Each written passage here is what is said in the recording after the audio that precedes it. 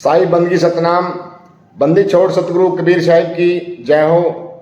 आज हम जानेंगे सतगुरु नितिन साहब जी से एक सत्संग के माध्यम से। इस सत्संग को सुनने के बाद आप नबेड़ा कर पाओगे कि हमें जो जीवन मिला है, जो ये मानव तन मिला है, तो इसको लेके कैसे लगाना है। तो आज जो वाणी ली जाएगी, जीव शिव और पीव, ये क्या होता है। तो सतगुरु नितिन साहब जी आज इस वाणी से सत्संग फरमाएंगे। तो सत्संग को आपने बड़े विवेक और बुद्धि को लगा के सुनना है। तो आइए जानते हैं सत्संग के माध्यम से जीव शिव और पीव क्या होता है। इसका आज नबेड़ा होगा सत्संग के माध्यम से। नए भगत भी हैं, पुराने भी हैं। तो आज जो हम बात करेंगे जड़ और चेतन पे, क्योंकि पारक सिद्धांत के भी भगत जी आए हुए हैं। तो ऐसा होता है कि जो ज्ञान चर्चा होती है, जो ज्ञान आदान प्रदान होता है, उसका कोई निष्कर्ष निकले तो वो सत्संग सफल हो जाता है। वरना सत्संग तो चलते ही रहते हैं, हजारों लोगों के सुने, हजारों लोगों के सुन के बुला दिए। तो कबीर साहब का सिद्धांत क्या है, मूल सिद्धांत क्या है, और बाकी कबीरपंथी क्या कर रहे हैं, क्या समझा रहे हैं, इस पे हमने विचार करना पड़ेगा। इस दुनिया में दो ही प्रकार के तत्व हैं। गीता में भी यही बोला गया है कि हे अर्जुन, इस दुनिया में दो प्रकार के तत्व हैं, एक है सत्य और एक है असत्य। सत्य क्या है? सत्य वो है जो अविनाशी है, जिसका कभी नाश नहीं होता। सत्य वो है जिसको कोई बंधन में नहीं डाल सकता। सत्य वो है जिसका आदि और अंत। सत्य वो है जो अविनाशी है, जिसका कभी नाश नहीं होता। सत्य वो है जिसको कोई बंधन में नहीं डाल सकता। सत्य वो है जिसका आदि और अंत ना हो। और असत्य क्या है? जो बदल जाए, जिसका नाश हो जाए, जिसका जन्म और मरण हो जाए, वो असत्य कहलाता है। तो इस दुनिया में दो ही तत्व हैं, सत्य और असत्य। आत्मा सत्य है और प्रकृति जड़ है, नाशवान है, असत्य है, जिसमें ये काया भी आ जाती है, ये पांच तत्व भी आ जाते हैं। ये पांच तत्व अविनाशी नहीं है, इनका भी नाश होता है, इनका भी बदलाव होता है। जब अंत आता है, प्रकृति का महाप्रलय आता है, तो धरती को पानी, पानी को अग्नि, अग्नि को वायु, वायु को आसमान, ये समेट लेता है अपने आप में। और जब सृष्टि करने का समय आता है, तो ऐसे ही ये खुल भी जाता है, बिल्कुल छाते की तरह। जैसे छाता समेटा तो बिल्कुल बंद हो गया, और जब खोला तो पूरा खुल गया। इसी प्रकार ये शरीर बार बार बनते और बिगड़ते रहते हैं, लेकिन ये जीव, क्योंकि शरीर धारण करने के बाद ये जीव कहलाता है। बहुबंधन में बांधे एक बेचारा जीव। कौन सा बंधन लग गया इसको? सृष्टि का बंधन लग गया, शरीर का बंधन लग गया। अगर शरीर ना था जब, तब ये अपने आप में निर्बंध था। हंसा तू तो सबल था, हल्की तेरी चाल। ये सबल था, ये सबल दुर्बल कैसे हो गया? इसी सृष्टि की वजह से दुर्बल हो गया। इसने मिट्टी का चमड़ा, मिट्टी का शरीर ओढ़ लिया, अब अपने आप को आदमी और औरत मानने लगा, जबकि ये आदमी और औरत नहीं है। ये आदमी और औरत क्या है? ये इसका लिबास मात्र है। लिबास पहन के अपने आप को आदमी, औरत, लक्ष्य 84 में कुत्ता, बिल्ली, हाथी, घोड़ा मानने लग गया, शेर समझने लग गया, अपने आप को हिरण के पीछे भागने लग गया। यही होता आया है, यही होता रहेगा, जब तक ये अपने मूल स्वरूप को नहीं जान लेता। मूल स्वरूप क्या है? आत्म सत्ता ही हमारा मूल स्वरूप है, जिसको कबीर साहब ने कहा है कि जीव हमारे अज्ञानता का नाम है। हम अपने आप को जीव कब कहते हैं? जब हम अज्ञानता में होते हैं, जब हम बंधन में होते हैं, और जब हम भक्ति करके कुछ प्राप्ति करते हैं, तब हम ब्रह्म अवस्था में आ जाते हैं। यानी कि हम लेवल में तो थोड़ा ऊपर हो गए, लेकिन मुक्त अवस्था में नहीं आए। ब्रह्म से जो ऊपर पार ब्रह्म अवस्था है, जो हमारा शुद्ध चैतन्य आत्म स्वरूप है, जीव और ब्रह्म स्वरूप नहीं। इन दोनों का कबीर साहब ने खंडन किया है। जीव का खंडन कैसे किया? कि बहुबंधन में बांधे एक बेचारा जीव, केवल छूटे आपने, जो न छुड़ाए पीव। अब ये पीव कौन है और जीव कौन है? एक ही दोहे में दोनों का खुलासा करेंगे। जीव वो है जो बंधन में है, जो अपने आप को आदमी, औरत, बूढ़ा, जवान, बच्चा मान के बैठा है, वो जीव अवस्था में है तो वो अमर, ईश्वर अंश, जीव अविनाशी, लेकिन भटकता रहेगा। जीव सोई जो जुग जुग जीवे, उत्पत्त परलय माही। रहेगा तो वो हमेशा उत्पत्त परलय माही। उत्पत्त परलय का मतलब क्या है? यही है उत्पत्त परलय। ये शरीर की उत्पत्ति, शरीर का परलय। और शरीर में बैठा जीव अपने आप को भूल जाता है कि मैं कौन हूं। ये अपने आप को शरीर ही मानने लग जाता है। इसकी मान्यता शरीर की, देही की हो जाती है। अब जो अपने आप को शरीर मान रहा है वो 100% एक दिन मरेगा, क्योंकि जब अपने आप को काया ही मान ली तो काया तो खत्म होगी। अब अपने आप को अगर वो जीव भी मान ले, क्योंकि जीव का भी कोई रंग रूप रेख नहीं है, तब भी वो अपने आप को अमर बोल सकता है कि मैं अविनाशी हूं। लेकिन कोई भी जीव अपने आप को शरीर से अलग मान ही नहीं रहा है। अब जीव से ऊपर जो अवस्था बन जाती है वो ब्रह्म अवस्था होती है। ब्रह्म अवस्था किसकी होती है? जितने भी आपको 9 नाथ 84 सिद्ध जितने भी दिख रहे हैं, जो परमात्मा के नाम पे बैठे हुए हैं लेकिन मुक्ति को प्राप्त नहीं कर पा रहे हैं, वो कहाँ जा रहे हैं? वो सब बीच में अटक जाते हैं ब्रह्म अवस्था में। तो ब्रह्म के लिए जिन्होंने ब्रह्म अवस्था प्राप्त करी, उनको भी लताड़ा कबीर साहब ने क्या बोला?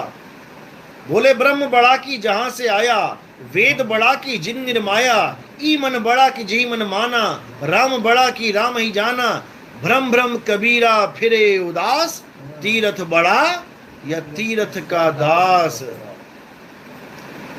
ये ब्रह्म अवस्था भी वो अवस्था नहीं है जहां सृष्टि खत्म हो जाए। ये ब्रह्म के द्वारा ही सृष्टि का बैक लगता है, वापस सृष्टि में आता है जीव। सारे ऋषियों मुनियों ने क्या बोला? सारी भक्ति पूर्ण करने के बाद अहम ब्रह्मस्मि, मैं ही ब्रह्म हूं। यही अज्ञान था। मैं ब्रह्म नहीं हूं भाई, ब्रह्म मेरी नीचे की अवस्था है, मैं ब्रह्म से भी ऊपर हूं। लेकिन लोग नहीं जान पाए। जब कबीर साहब थे तब लोग ब्रह्म और वेद में ही फंसे पड़े थे, क्योंकि वेदों को ब्रह्म के द्वारा बनाया गया ग्रंथ, यानी भगवान के द्वारा बनाया हुआ ग्रंथ मानते थे। तो कबीर साहब ने एक ही लाइन में वेद को भी और ब्रह्म को भी, दोनों को नकार दिया, दोनों को नकार दिया।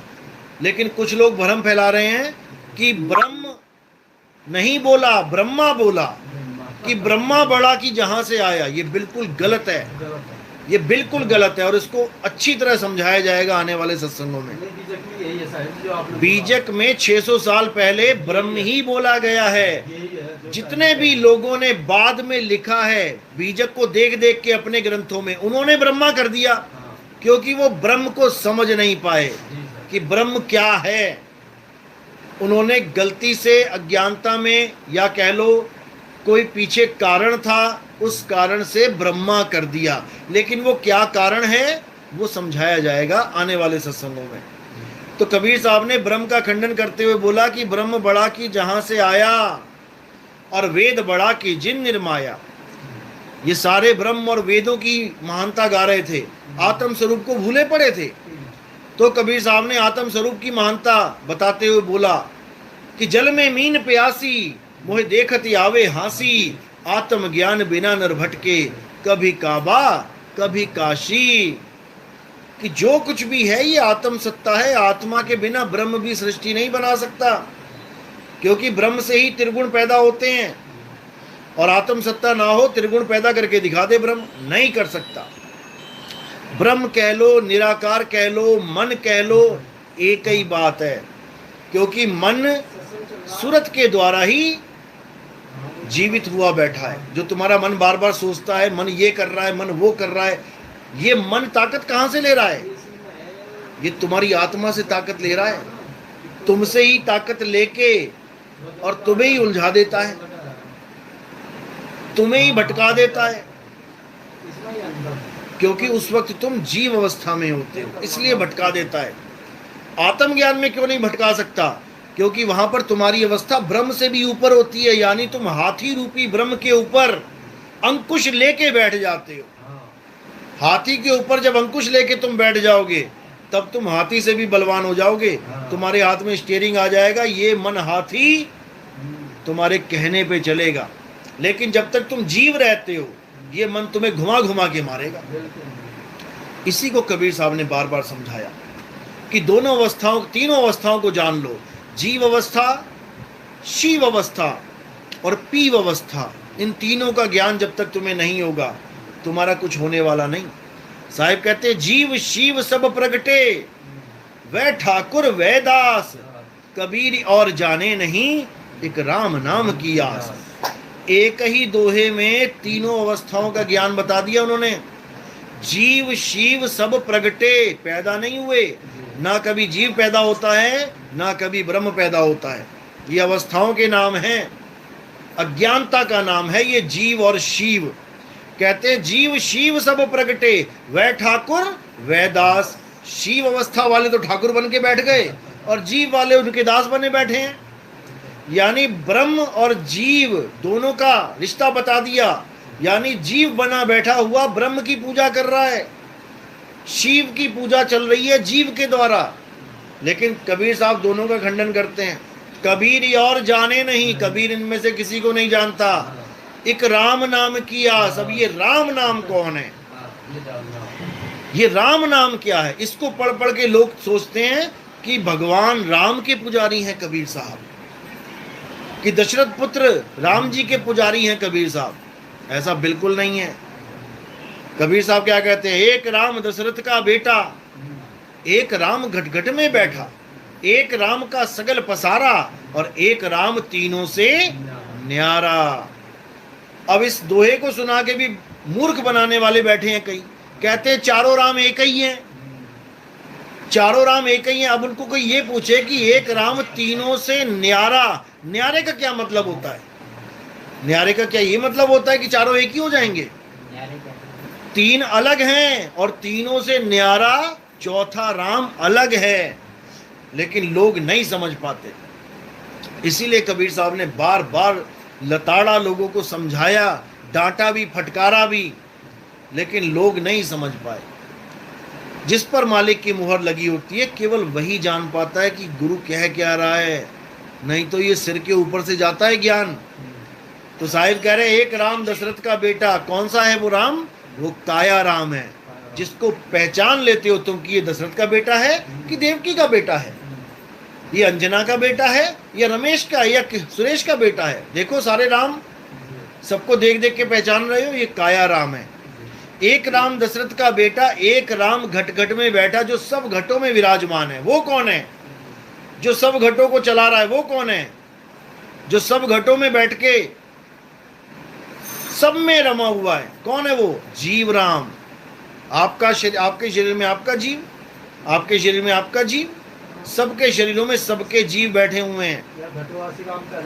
बिल्कुल। एक राम दशरथ का बेटा, एक राम घट में बैठा, एक राम का सगल पसारा। अब ये कौन है जिसका सगल पसारा? ये पसारा है क्या? ये जो पसारा तुम्हें आंखों से दिख रहा है यही पसारा है। ये ब्रह्म राम कह लो, मन राम कह लो। छोटी सी झोपड़ी बनाई मन ने, कहता आसमान के नीचे नहीं रहूंगा, मुझे एक शेल्टर चाहिए। एक प्लास्टिक जोड़ के एक छोटी सी झोपड़ी बना ली। थोड़ा काम धंधा स्टार्ट किया, पैसे आने लगे, कहता नहीं ये तो छोटा सा घर है, मुझे बड़ा चाहिए। एक कमरे का मकान बना लिया। और थोड़े पैसे आ गए, कहता नहीं ये छोटा है, 2 कमरे का बना लिया, 2 बिल्डिंग बना ली, 10 मंजिला बना लिया। बढ़ता ही चला गया, 1 से मकान से 2, 2 से 4, 4 से 8 करता ही चला गया। पूरा पूरा शहर बसा दिया। कौन से राम ने बनाया? ये पहले राम ने बनाया शहर, ये दूसरे राम ने बनाया है, ये तीसरे राम ने बनाया है। ये मन के खेल हैं जो तुम्हारा विस्तार करता जा रहा है, करता जा रहा है। अकेला आदमी आया था दुनिया में, जवान हुआ, कहता नहीं मैंने तो विस्तार करना है, बीवी लाओ, शादी करूंगा, बच्चे हो गए, विस्तार कर लिया। किसने किया? मन ने किया।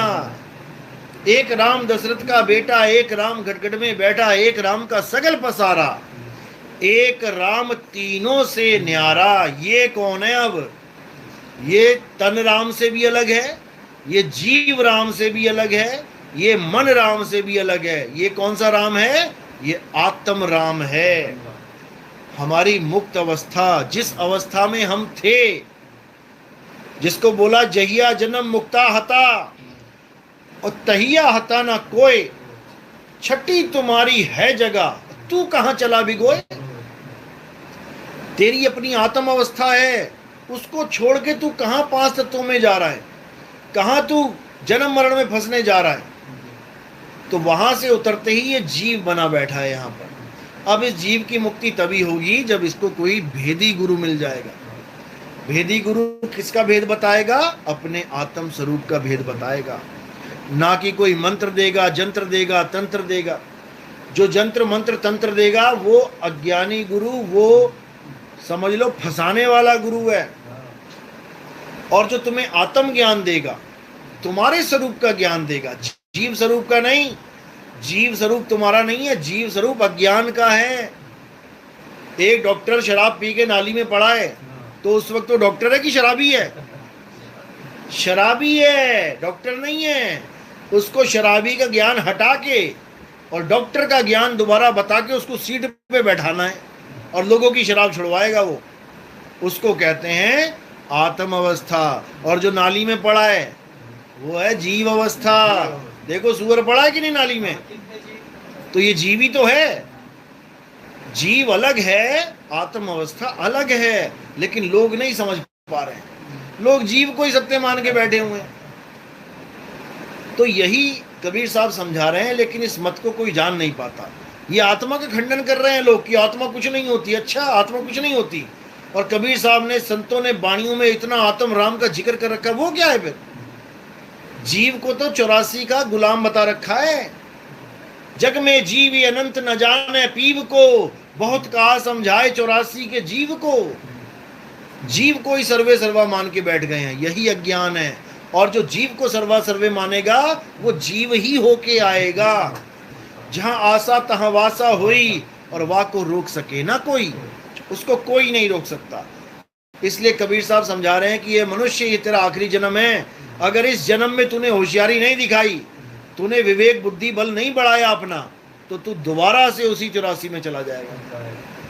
कोई बचाने वाला नहीं। 184 भटक के पौपे अटके आए, अब की पासा ना पड़ा तो फिर 84 जाए।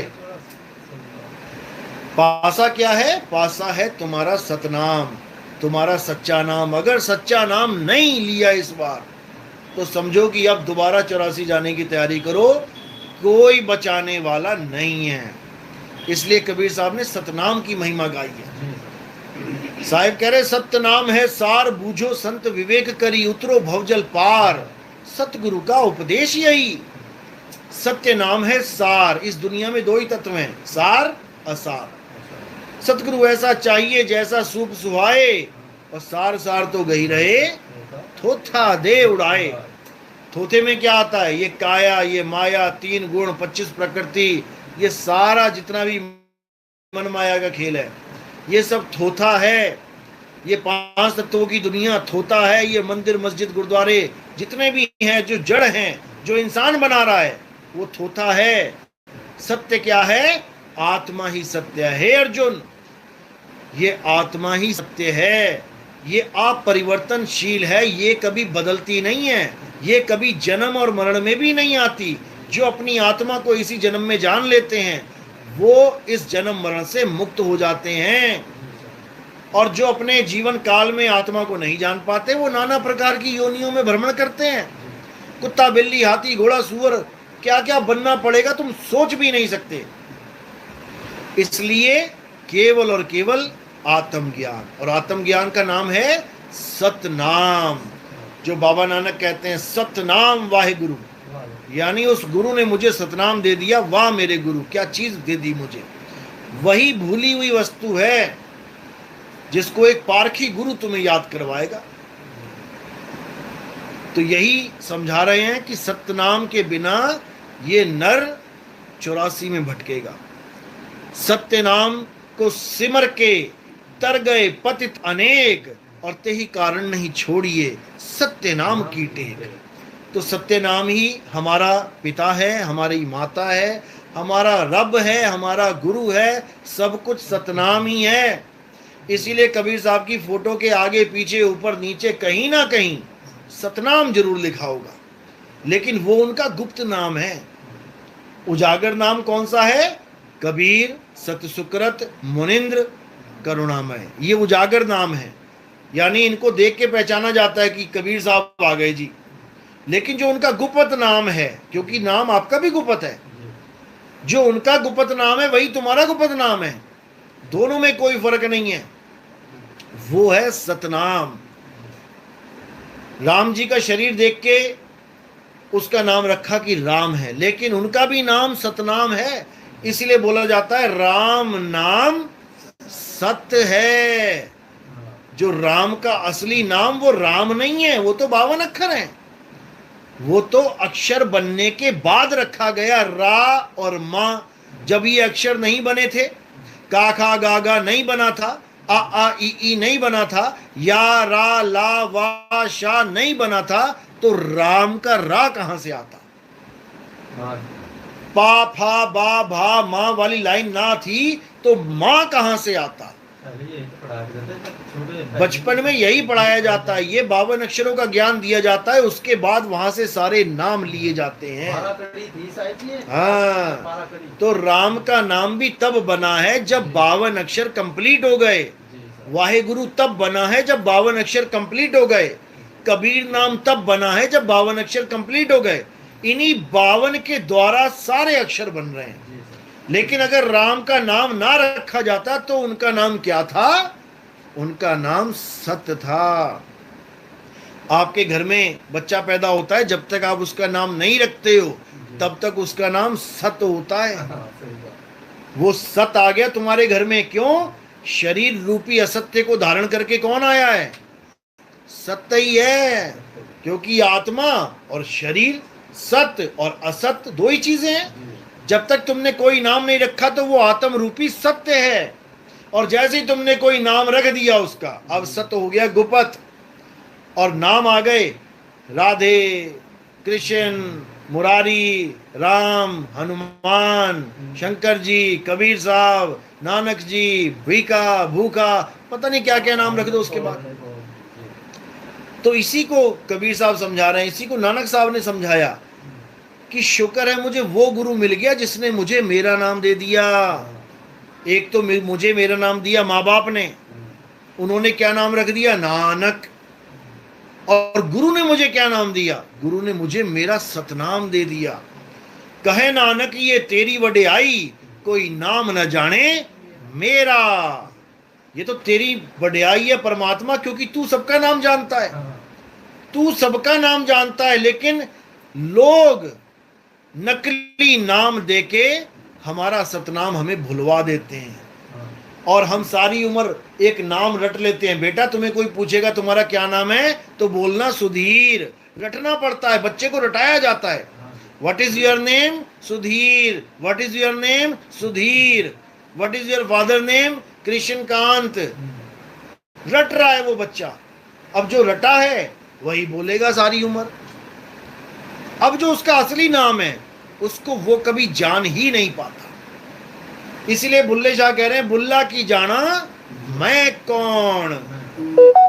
मैं कभी नहीं जान पाता कि मैं कौन हूं, मैं तो अपने आप को बुल्ला मान के बैठ गया, जबकि बुल्ला तो दुनिया वालों ने मुझे नाम दिया है। जो मेरा असली नाम है वो सत्य है, इसी को समझना है। तो सतनाम क्या है? सत्य नाम कोई नाम नहीं, ये है आपन रूप, और जो जाने इस भेद को पावे आप स्वरूप। वो अपने स्वरूप को प्राप्त कर लेता है। और हमारा स्वरूप क्या है?